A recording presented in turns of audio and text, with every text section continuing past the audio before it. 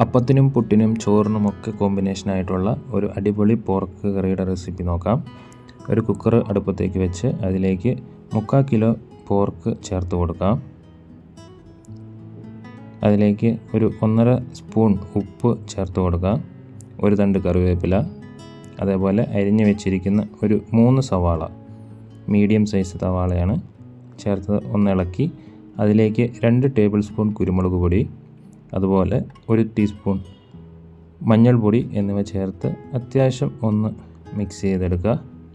ഇനി കുക്കർ മൂടി വെച്ച് ഒരു 6 വിസിൽ വരുന്നവരെ വേവിക്കാം.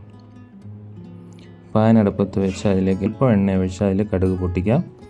ഇനി നമുക്കിതിലേക്ക് ഉള്ളി, ഇഞ്ചി, വെളുത്തുള്ളി, കറിവേപ്പില, പച്ചമുളക് എന്നിവ ചേർത്ത് ഒന്ന് മൂപ്പിച്ചെടുക്കാം. നല്ലപോലെ മൂത്ത് വരുന്നുണ്ട്. ഇതിലേക്ക് നമുക്ക് അരിഞ്ഞു വെച്ചിരിക്കുന്ന തക്കാളി ചേർക്കാം. ഒരു വലിയ തക്കാളിയും ഒരു ചെറിയ തക്കാളിയുമാണ് ഞാൻ എടുത്തിരിക്കുന്നത്. ഇത് നല്ലപോലെ മൂപ്പിച്ചെടുക്കാം. തക്കാളിയൊക്കെ ഒന്ന് ഉടഞ്ഞു വരുന്നവരെ നല്ലപോലെ ഇളക്കി കൊടുക്കുക. ഇതിലേക്ക് 1 ടേബിൾ സ്പൂൺ കാശ്മീരി മുളക് പൊടി, അതേപോലെ 3 ടേബിൾ സ്പൂൺ മീറ്റ് മസാല ചേർത്ത് കൊടുക്കാം.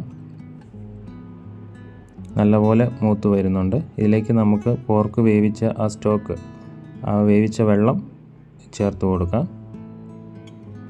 ഈ വെള്ളത്തിൽ കിടന്ന് ഇത് നല്ലപോലെ ഒന്ന് എണ്ണ തെളിഞ്ഞു വരുന്നവരെ നമുക്ക് ഇളക്കി കൊടുക്കാം.